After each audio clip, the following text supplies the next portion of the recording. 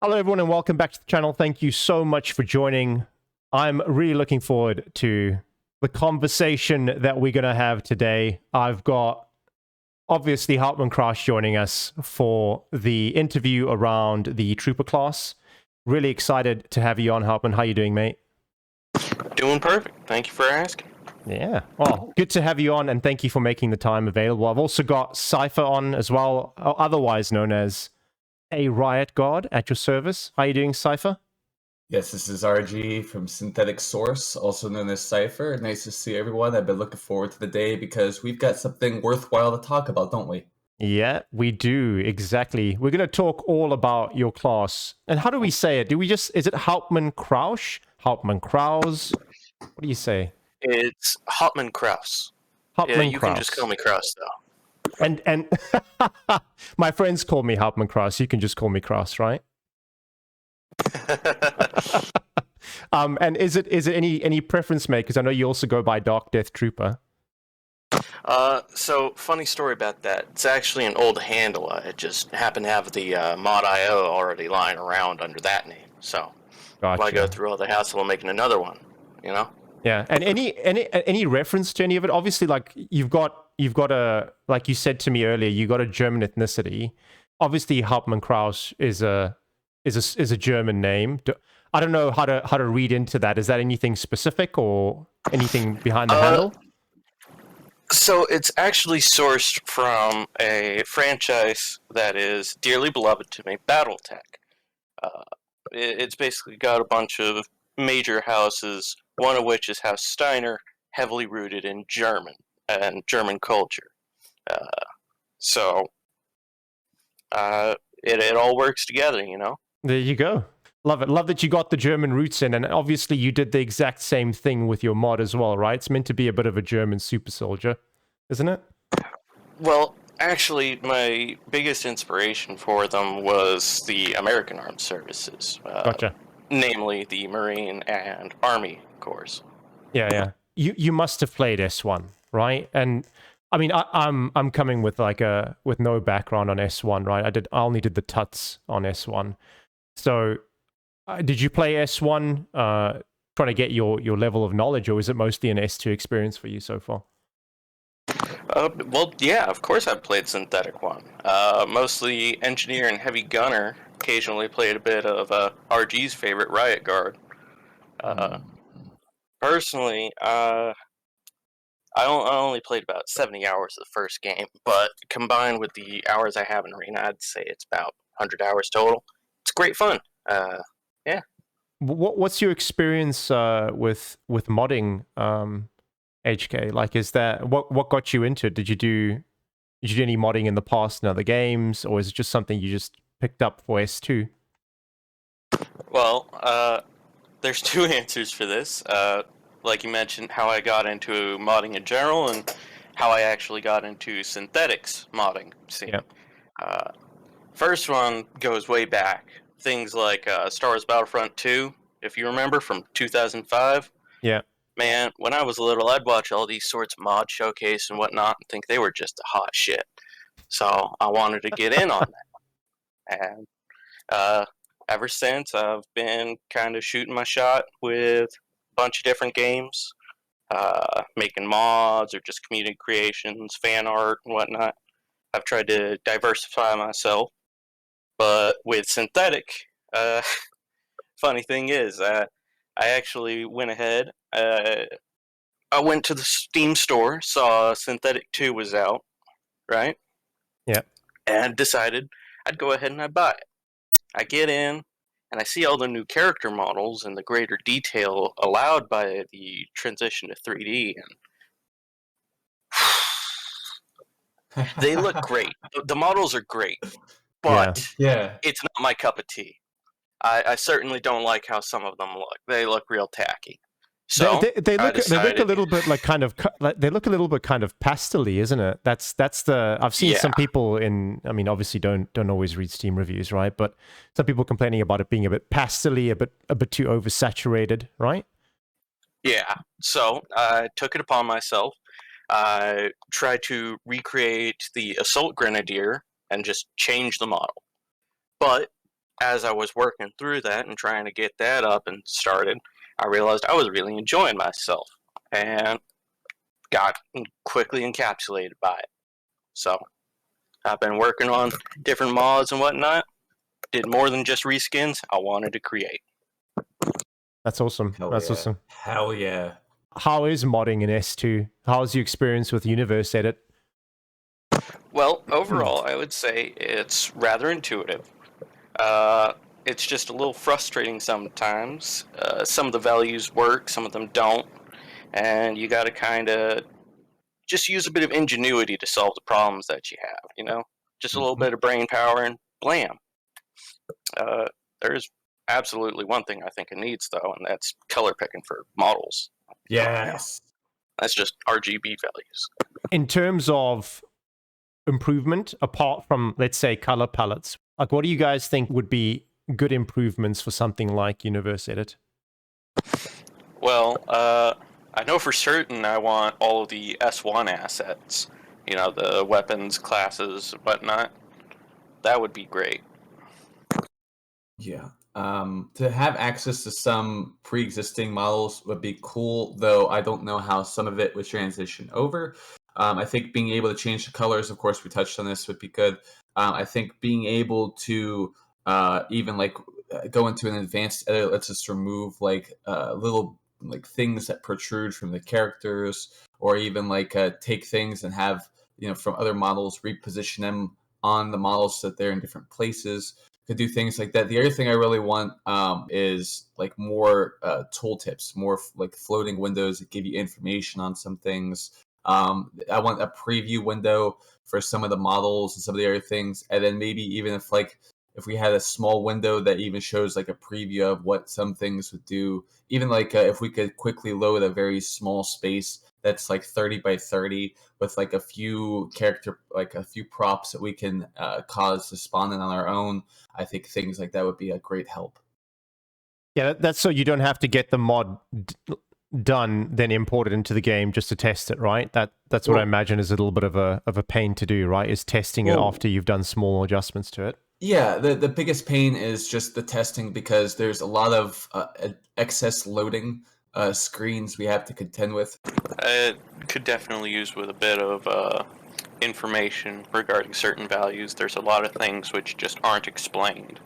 Oh, yeah. Okay. I mean, that's a given for the game in general, though, right? Yeah.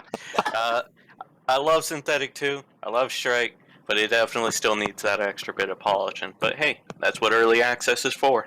It's Exactly. so close to being perfect. It's so fucking close.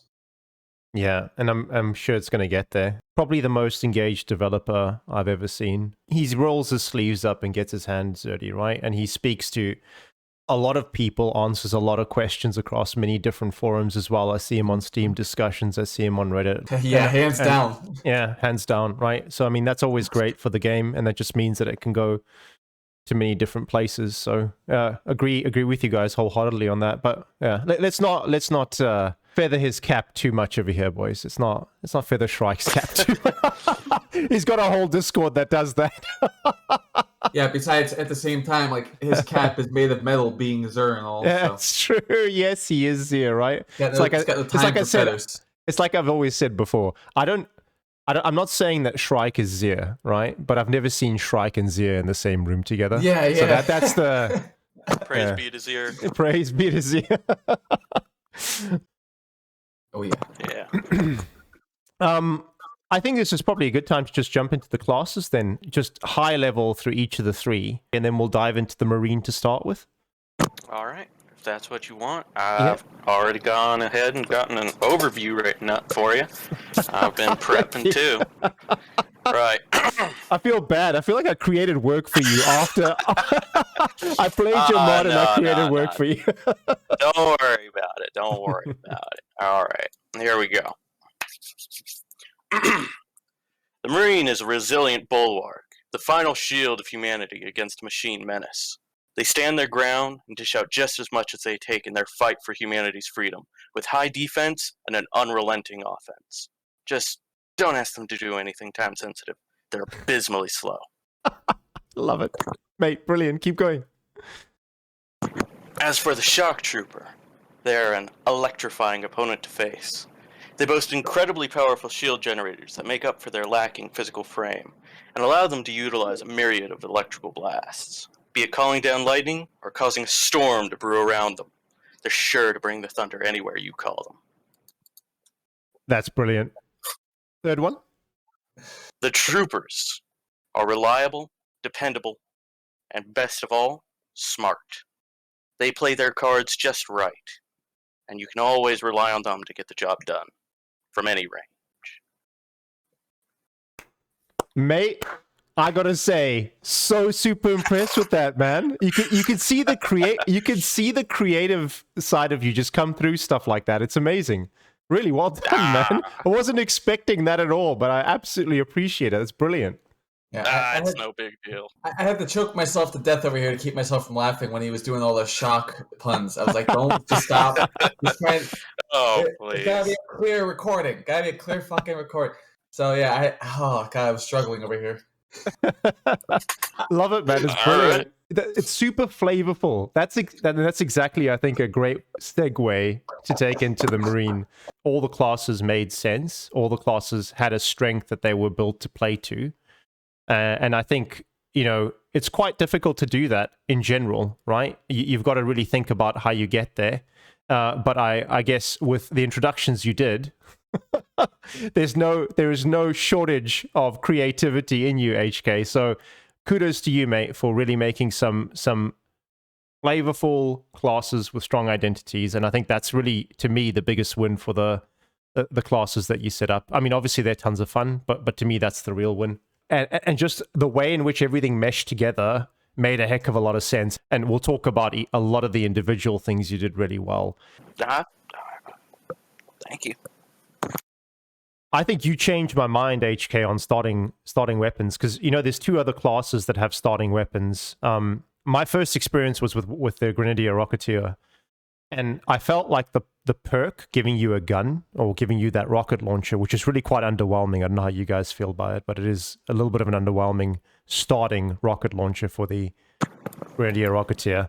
And then you lose a perk slot for it, right? With the classes that I played here, well, at least the Marine to start with, the starting weapon is so integral to the identity of the class, and it completely changed my mind. And also what you did was you don't feel the fact that you're missing out on an ability. So maybe just kind of ask you that question is like, you really went into the weaponry to start with, as RG said. Was that something you particularly thought about? Was it something that came from S1 and like Heavy Gunner, or what kind of led to that decision? Well, I absolutely took inspiration from Heavy Gunner when I was making the Marine. Mm-hmm. And I also really, really, really wanted it to just be seeped with that Marine Corps flair. Mm. And as I started developing it, I realized I was starting to get a whole lot closer to, of all games, Contra. You ever played it?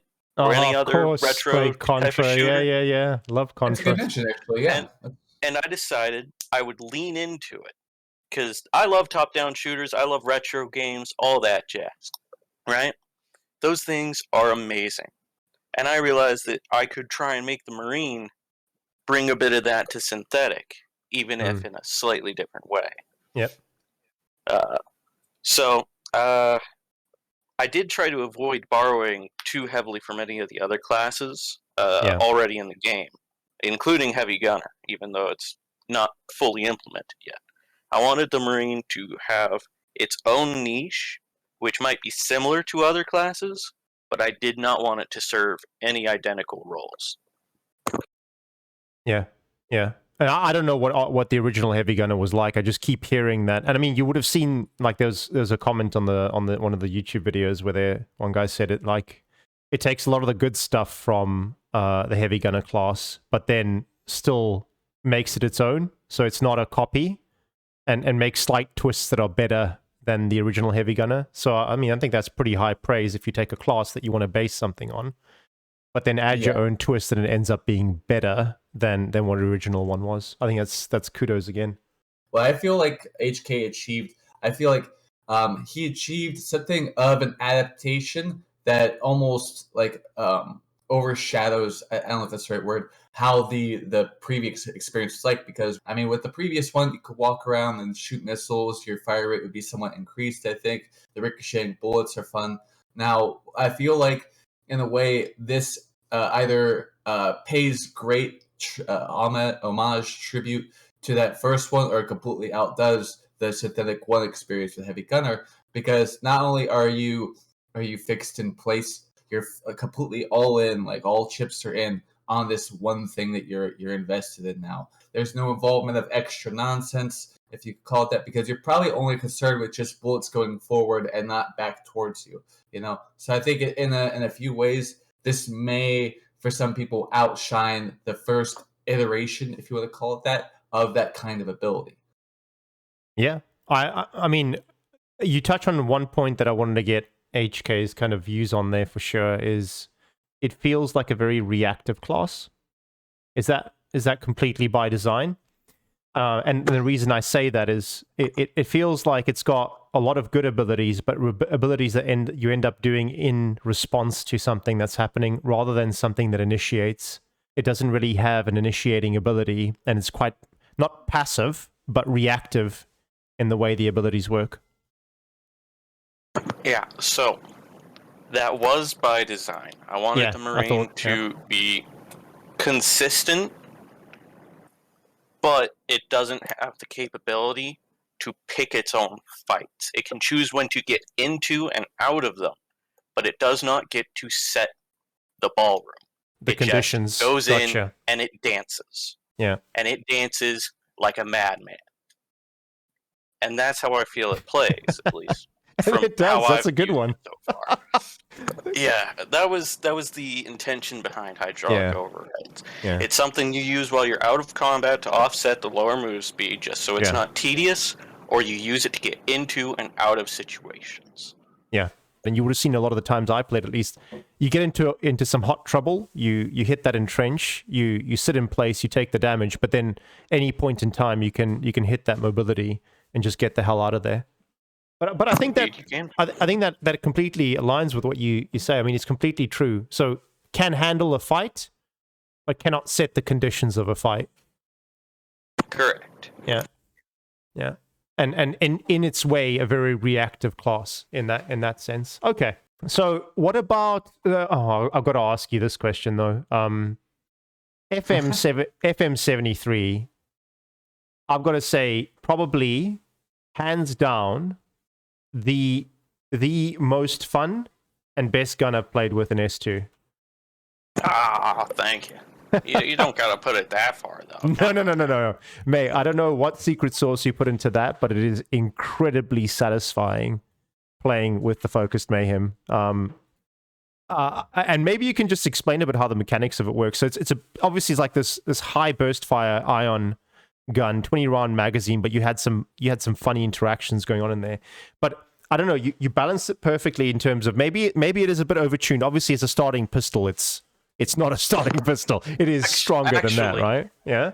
I do have a comment about that. Okay. So, following recommendations from some of the folks in the S2 modding channels, I have separated each of the starting weapons from the variations that can drop in weapon chests. The starting variations are now weaker, and the dropped versions are now stronger.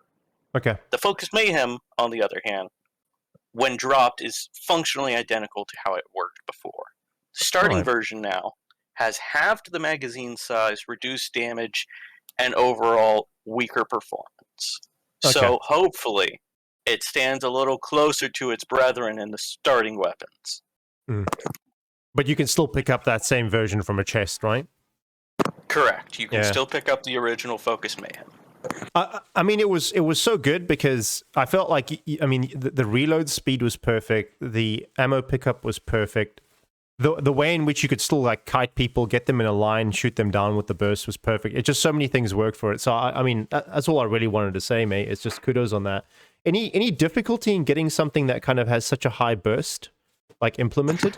Yeah, Actually, question for you, HK. Sorry to jump in real quick, but I know Go that ahead. when we were trying to get some things right for you, I can't remember if it was that you wanted to try to get there to be so many shots on one trigger pull with maybe like the additional additional shots, the additional projectiles per trigger pull, or if it was just that you were trying to make it so everything emptied so quickly. I remember suggesting to you the very high fire rate. But I can't remember what exactly was the reason why we wanted you to do a very high fire rate in place of something else we couldn't get to work. I can't remember what it was exactly.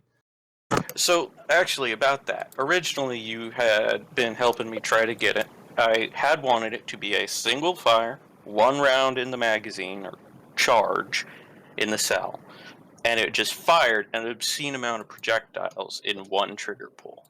But the way you gave me a solution, given that you had told me that I couldn't finagle with the projectile counts, I actually found I really liked it, even more so than just the 1 trigger pull. Having the incredibly high burst count allows it to work better with various attachments, and also grants the ability to have things like short magazine spring, or for instance, or on-hit effects to trigger. Of course, that makes the weapon more powerful, which is why I've now separated the stronger version from the weaker. And I think I'm going to stick with that. As for actually just making higher projectile counts per trigger pull, I've figured that out. I've got it down with the M10-140 if you want, from the Trooper.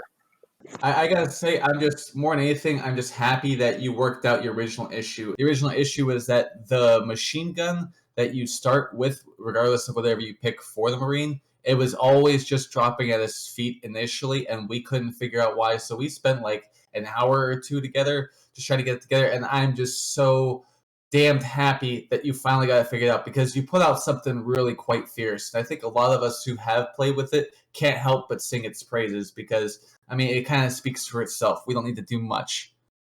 Yeah. Thank you, man. I just tried my best to try and get it into a spot where it felt good. And I'm going to keep trying to refine everything so that it both feels good and is, a little more balanced. Yeah, but that's exactly what I was saying in one of the runs, was that, like, with mods, honestly, like, yeah, you can go and try pass it out and get it balanced, but in the end, mods just need to be fun. It doesn't matter how well balanced it is. If the mod's not fun, no one's going to play it, no one's going to pick it up. I mean, you're already asking for a different experience when you install a mod, so I don't think it needs to be too balanced. But that's just my thoughts. Yeah, as far as like that, I came to this conversational point when I was trying to work on Zeus. I'm trying to be very careful not to have it overtuned or balanced poorly, but fun is the name of the game. So really, yeah, that should be at the forefront of every modder's mind, is to have slick fun, but balance is good to keep in mind as well. Yeah. Yeah, I agree wholeheartedly with that.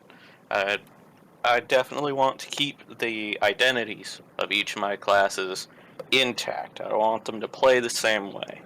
But if I can adjust that just enough to bring it closer to par with the rest of the game, I see that as an absolute win on all fronts, and would do anything to achieve that. Yeah. I'm already going to press F to pay respects to the starter FM. What is it? The FM? It's just because that's no longer in the starting loadout. I can see the graphic that Flash Hazardous make for this right now. You're gonna have some sort of SpongeBob overlay real quick, and it's gonna be like, the here lies number 1. Yeah. Don't say your goodbyes just yet. Remember, you can still pick it up from chests. Yeah, don't you worry your head. Yeah. All right, so Discom Strike. That was a bit of a nitpick I had for sure with the class. It felt like the most underwhelming. It feels like it needs a little bit of something extra. At first I thought, great, a way to like kind of take out turrets or low health enemies. But as the game scaled on, and obviously as you continue to use the strengths of the class like Entrench and the HMG, A, it didn't scale all that well into the later game, and B, the cooldown didn't save it, right? Just because it's on lower cooldown, the fact that it was so low damage means that, I guess, by second, third set of levels or areas, you're already not using it. You have any plans for Discom Strike? Are you happy with it? Do you want to change it? Is it something on your radar? So I certainly agree that it underperforms.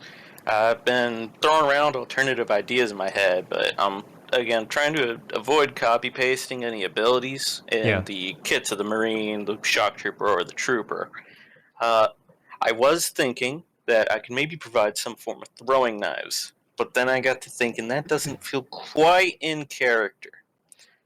Yeah. So, I've been trying to work on it. Originally, it was actually a lot more powerful. It was a high-impact, non-health resource stripper. Armor, plating, shields, gone. Vanished. Emplacements, gone. But I removed a lot of that for the main release because I felt it was a little too powerful, because you could just run up, bop something once, and then just vomit into it with the HMG, and it died instantly. Yeah.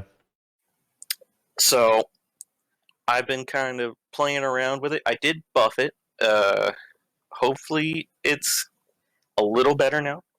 It should have a longer stun time whenever you strike someone with it, allowing you to follow up. But I did not increase any of its damage values. Yeah. Okay. Yeah, I felt like the Discom Strike was really one of the abilities that you could play around with quite a bit. Like a couple of ideas that I just had, you might just want to consider is just like link it to some sort of a resource that it uses a resource when it gets used, right? Because then you can scale the power one way or the other. I was like thinking, well, if you want to go full in plating with the Marine, you might even think about linking it to a condition like having a plating that then burns a plate, but then does something spectacular.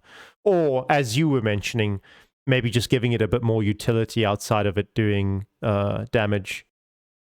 All right. Anything you wanted to add, RG, on that? So the extent of my experience with HK's work is with the Marine class, and that's it. Oh, yeah, but this is Marine class. This is this Discombobulatory Strike, I think. Oh, I thought Discom was something else. No, okay, I slaughter Discombobulatory Strike every time I say it. Yeah. Okay, yes, sorry. No, okay. Thank you. Okay, now I know that we're actually talking about something that I've played with. Okay, now I don't feel okay. Yeah. Okay. So the punch. Yes. I love it. The one thing I don't like is it feels like it has too little damage. That's it. Flash had mentioned like it doesn't feel like it does as much later on. I know there's like a thing we can edit where like it scales with a certain stat. So you can set it to do that. But I mean, like I like the punch a lot. I love a Discom Strike because it lets me basically make fun of the enemy to their face because they don't have a melee attack, but I do. So I could just run by quick and punch someone in the back of the head and keep running. It does have some room for improvement, certainly, but I do love it, absolutely. I love melee attacks. Yeah. Asserting dominance. Run by, slap him in the face. Slap him in the ears real quick. And you should be able to do that with greater effectiveness now that it stuns for an increased time. Yeah. Hey, cool. Yeah, well, now you're going to hit them and they're going to know it because they can't move for a few seconds. Then moving on, I really wanted to, like, on Entrench, mate. So I wanted to do a mod showcase, and I was just like, I was looking for a mod out there. I asked Cypher for his kind of opinion on what's a good one. He said I should try out Trooper. And I got to say, mate, the first time I used Entrench, the moment I used it, I knew that this was a good mod. Like, it's very good, right? Just using that immediately told me that this is someone that knows what they're doing, right? I think that FFG can learn something from what you did with Entrench. There's a lot of temporary status effects in this game that just don't get communicated to the player all that well. I mean, there's a lot of things at the moment, right? Because we are in EA, right? And you can use the example of Danger Overdrive on like a Chrono Trooper, for example. You can see it visually. But with that little effect that you had, well, not only does it kind of put a shield around the player, but it zooms it in, and then as it's effective and working, it's zoomed in, and then as you kind of go on to cooldown for the ability, it zooms back out. I thought that was just a stroke of genius, mate. Really, really well played on that. Kind of talk me through how you got there. Like, Well, actually, funny enough, that's just a single, it's two effects that I apply to the screen. And that's it. yeah. Zoom in and give a bit of a shield recharge effect. That way it pulses a bit, darkened at the edges, and then it undoes itself once the action ends. It's brilliant, right? Because you've got so few ways to track temporary status effects in this game. They haven't really implemented all the kind of things you'd expect to see, like, like cooldown icons in the top left of the screen, for example. You don't see that kind of stuff all that much. And I just thought it was so elegant and well done.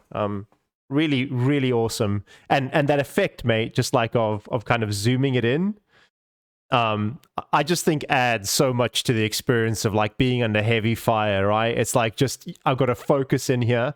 I'm taking fire, but I'm going to dish it back out with Entrench. Like it's really, really awesomely done. So yeah. There's a lot of that stuff that can happen, right? You can actually build that in through various types of visual effects to append to your action effects. Is that true? Is that how it works? Yes, sir. You're able to apply specific screen or particle effects whenever you initiate actions or for their durations or however such you want it. The mod tools are very adaptable. You can do a lot of things. Yeah. Yeah, well, mate, well played on that. Brilliant. Really, well played. I think FFG can learn from you there, for sure. The combination of Hydraulic Override and Entrench being two abilities on the same character, it really makes you feel like you can manipulate time in fights. You really can, because Entrench will dig you in. Everything does feel slower as a result. And then with Hydraulic Override, you can choose to be just away from everything simultaneously. You can move so fast, you can end up glitching into one of the Synthetik 1 boss rooms. Like it's just, you move that quickly. So I think that you're able to control time so much. Marine really does feel like you're taking on the role character who has been here 1,000 times and even more.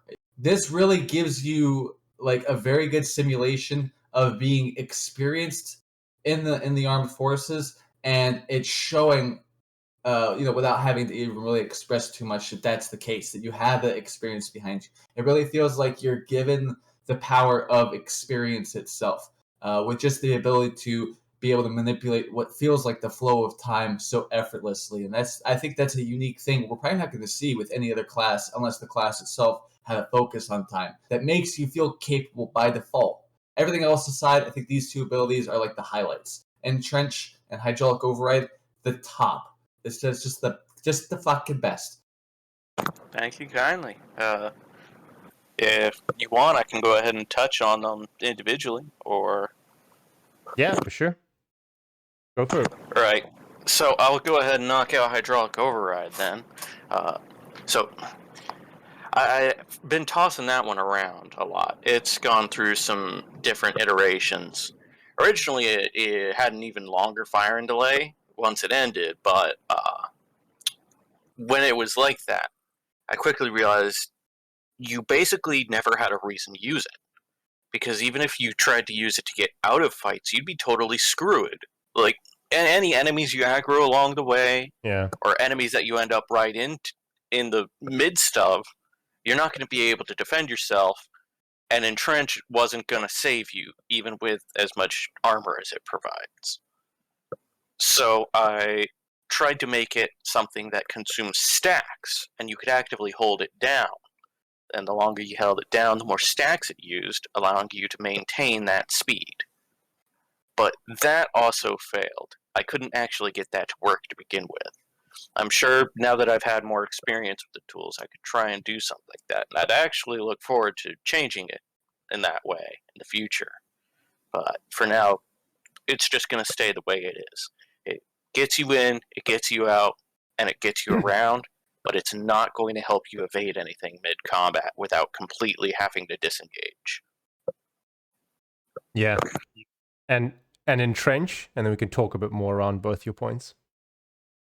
So, Entrench, so funny enough, you won't believe me if I tell you, but it's actually the last ability I made for the class. It was... Wait, what do you mean? It was the last thing I made for the class, the final touch. for So for the longest time, he actually had the troopers hold breath. You know, just decreased recoil, slight movement penalty, whatever. No big deal, right? But I decided to mothball that. I'd use it later, and I did for the trooper, and I replaced it.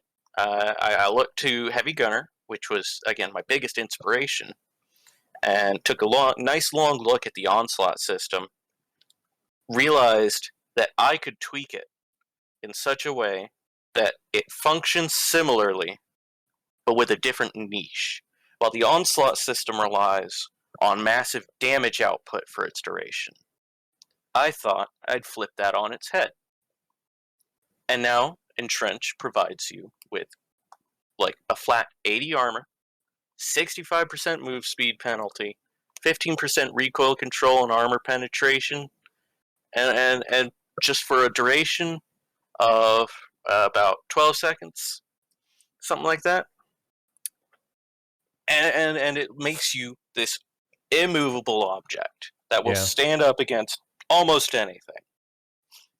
And I also realized that at that point the class was moving so fast, so I went ahead and made Entrench passively reduce your move speed by 15%.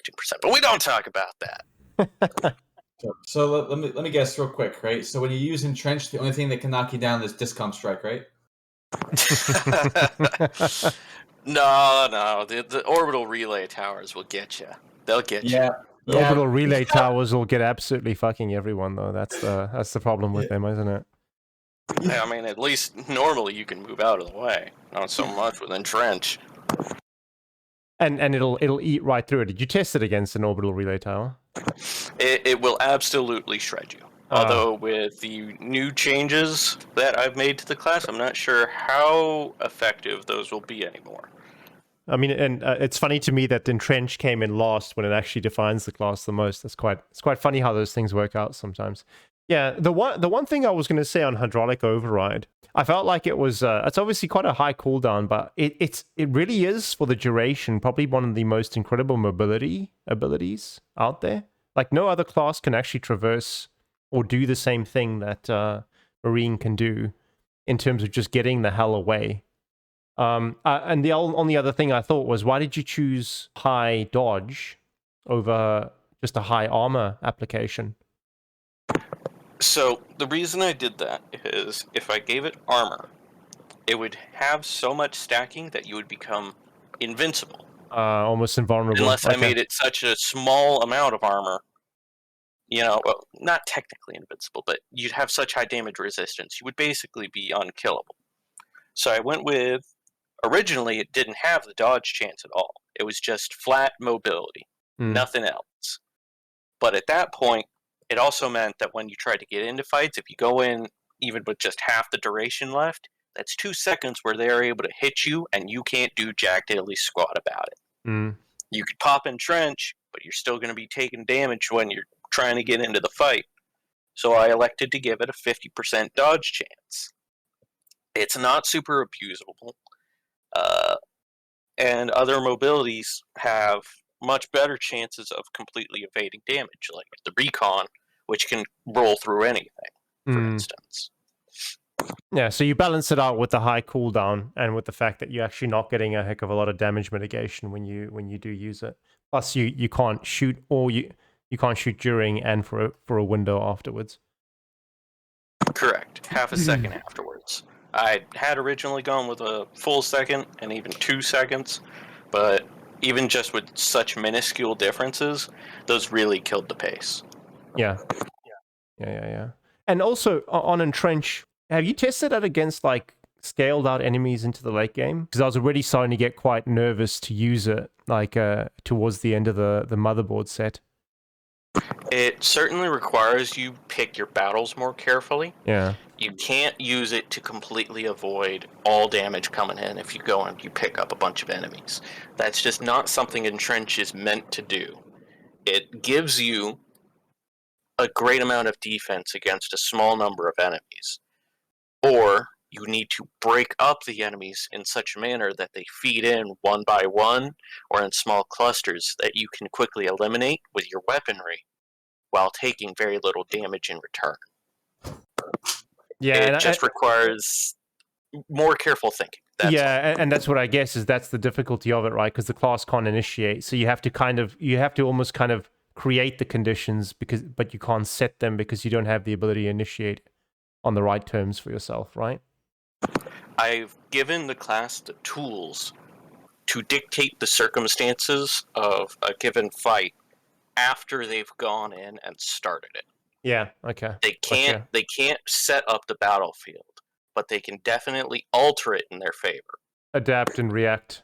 Tell me how Fortress works in terms of the 300 damage and the plating. So is it that like you get hit by 300, you get the plating, but it limits it to 3, but you might take like 500 damage? Or is it that if you get hit for more than 300 damage, the plating comes in and deflects the rest? I couldn't really see a point at which I got a plate from Fortress. So there's a bit of a funny story. Fortress does not work at all. There you go. Because it's been removed. It's now replaced with Siege, a new focus ability that passively generates stacks of Siege. You can have up to 10 at any given time, and every 6 seconds you consume 1 stack of Siege regardless of circumstances and gain 1 plating. Every 6 seconds you gain a plate? Correct. But there's a caveat. It takes time to generate stacks of Siege, and I've been playing around with the values. I may extend the time it takes to grant the actual plating, but reduce the charging time of each individual stack, allowing you a great reserve to draw upon, but a slow, limited rate of trickling the plating in. Yeah, okay. I'm aiming to have it where if you start with 0 plating, it should take you about a minute to get maximum plating, which is 10. I believe you've mentioned before the increased plating cap of the Marine, which I've decided to completely lean into. Yeah, the Marine no longer has shields, has a very high armor plating cap, and will now passively generate them. That's a really great idea. Almost seems like the natural fit for the class. Your plating's there basically when you want to man mode it down with Entrench, so it feeds into Entrench, but then also you can use it as a resource if you have any other activatable core ability or specialization that might tap into it. Good luck balancing plating, mate.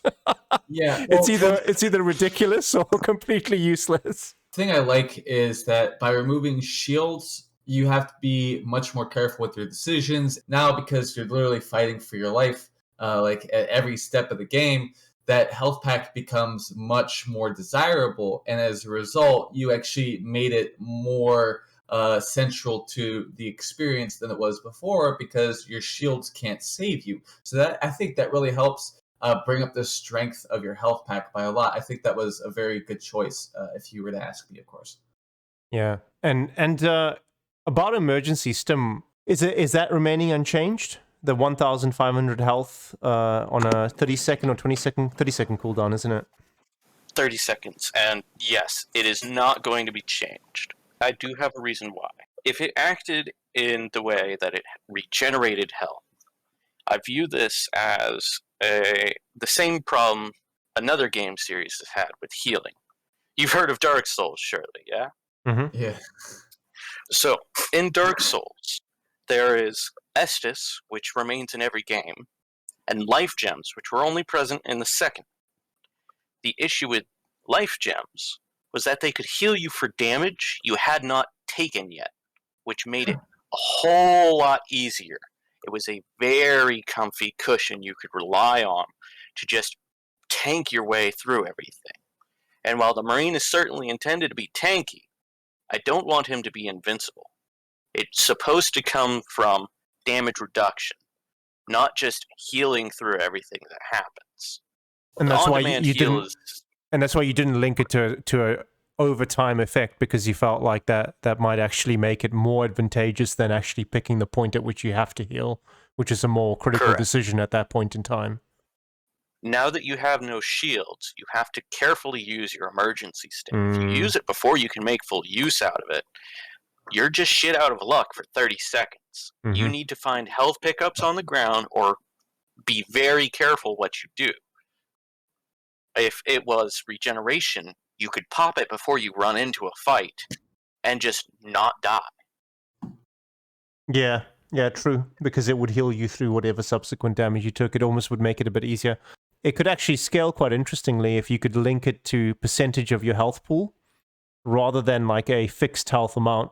Like if players end up picking up things like isokilleroids, which you get like, what, an extra 400 or more health out of that one, it then stacks and actually you're basically buffing the stim pack without having to buff it directly through like an overcharge, right?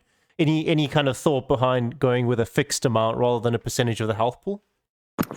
I could certainly make it percentage based, but for the time being, I'd rather it be a fixed value just for that consistency.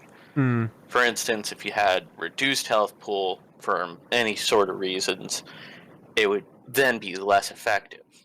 Oh no, I'm talking about total HP. It's not a percentage of your current HP, but a percentage of your total health pool. No. Yeah, I understand. It would still be. It would not grant you the same amount of durability if, for whatever reason, you had an effect which reduces health or anything. I can't think of anything off the top of my head, but yeah. It's just something I want to have consistent. You know exactly what it will do when you want it. Completely understand that. What else did I want to ask? On Leadstorm and M283 and the M283, I just kind of put them together, right? Because it's the perk that gives the gun. Right. What are your current feelings on that? Obviously felt like the M283 was really powerful, right? And no recoil, a bit of a laser. Pickup rate was lower, but still high enough, interestingly, that I never felt like I was running out. And also the fact that you can move quite comfortably, almost like an SMG with it and shoot. There's lots of spaces where you could nerf it a bit, but what are your thoughts around it generally? So the HMG, as I mentioned earlier, takes inspiration from top-down shooters like Contra and whatnot. It's meant to be a very high damage in a straight line without being exactly a laser. There's still bullet deviation and such, and anything which can increase your deviation, such as some barrels or weapon attachments, will still negatively affect you. And the exact opposite. You can still even more home in on your crosshair with reduction attachments. However, I do realize it was a little strong. It's been indirectly nerfed. Yeah. Technically, the weapon starts with a lower base magazine of 120. But the weapon variant that is granted to it, Hefty, now grants a 25% increase in magazine capacity, which brings it back to the original 150. Obviously, the HMG is meant to be locked into Hefty, but it also means that Hefty is no longer just a flat negative weapon variant for everything else that it spawns on. Mm-hmm. I further reduced the ammo pickup rate, and it has a slight firing slowdown, so it does move, make you move a little slower while you're walking. Not too egregiously. You already move very slowly. Yeah, that's and true. I also, I did fix the attachment bug again. Hopefully, Again. yes. This is the second time I've had to fix it now, and hopefully it doesn't break again. If it does, then I know it's just going to be the game being wonky as hell, because all I had to do was change the attachment type. Actually, there's one more thing about the Marine. You mentioned, and I saw that it was getting compositor upgrades for some reason. Oh no, I was going to close off with a couple of the bugs that I had, but yeah, exactly. Let's jump into them now. Yeah, I believe I fixed that. That wasn't intentional, not at all. Those things are broken as fuck. And we saw that in your gameplay. There's absolutely no reason that they should be on anything in the game at present moment. The compositor upgrades are going to be changing, or going to be coming back, just not in the same capacity. And when they do, I'll make sure that all my stuff is compatible. But hopefully they should be working as intended for the time being. That's the thing. That's why I don't want to mod guys, because I know the moment Strike releases something, I'm going to be crying. The moment an update comes in the game, like, I don't know if you guys saw the Discord chat the other day. Nitro had an issue with his class mod. He had finished it on December 27th, was working just fine, and then something changed, and his whole class completely wonked out, right? His chrono concept class. So I just thinking of that and thinking like something as big as U4 coming out, which is going to pass over all the weapons. It just effing scares me to think you're gonna go on day one and you're gonna go in there, you're gonna see your wonderful mod, all the balancing you did, all the hard work you guys did, and it's gonna be like, start back from square one, boys. I mean, hey, that's the folly of modding. Unless you're working on a game that's been completely abandoned, like Star Wars Battlefront 2, it's gonna be changing. It's gonna be active development, and if you're not willing to do that, maybe modding's not for you, or just find another game. Yeah, exactly right. Go to Skyrim. And so I have... Please, we have too many of those. So I have some questions then. Well, I have at least one that will probably feed into Flash's interview really well, because I feel like we should touch on it, though I feel like maybe for a moment it was lightly touched on, but the rest of the question was relegated to maybe forgetting about it. So the question is, because you mentioned removing shields and involving regenerative plating. Now, does that take the spot of Always Faithful? So Always Faithful is still present, right? Okay. And it's still, you will always have 10 slots for plating. But if you choose to take the Storm focus over Siege, you're not going to have passively regenerating plating. You'll have to pick up more as you go. The thing is that Storm actually grants you a 25% movement speed increase now. It completely counteracts every movement speed penalty that you have. You will be going at good, decent speeds with that. Yeah. The first Marine with Siege is going to be able to much more consistently tank damage, whereas the second one is going to be much more consistently avoiding it. You move a little bit faster than normal class speeds, so which means you're going to have a leg up on mobility. You just won't have a dash. You'll have hydraulic overrides still, but it means that you're no longer so slow you can't even dodge missiles from the missile drones. So there you go. Yeah, that makes sense. Nice. Ammo regen. You saw in the run my ammo regen broke. I don't know whether that's linked to the entrench ability or whether that's just a game issue, but it's something you could check out if you wanted to. Well, I believe that was a game issue. Yeah. The ammo regeneration with Always Faithful is so far been the hardest thing trying to get working. Right now, you're talking about ammo regeneration when the gun's in the pouch, though, right? Yes. So the way it's intended to function is that when you have a weapon stowed, that it's not in your hands, it will passively regenerate ammunition in its reserves, not into its magazine, but into the reserves, meaning that you're no longer tied to just one magazine per weapon. But the call in the editor for that is broken. It does not work. In all the testing I've done and all the workarounds I've tried to do, I haven't been able to get it to work. And it's something I'm going to keep trying to get functional, because it's meant to be an integral part of the gameplay. Just recovering that ammunition into your pouch, basically, right? Your reserves. Correct. Yeah. It means that you will, again, have consistency. You'll always know exactly what's gonna happen regarding you.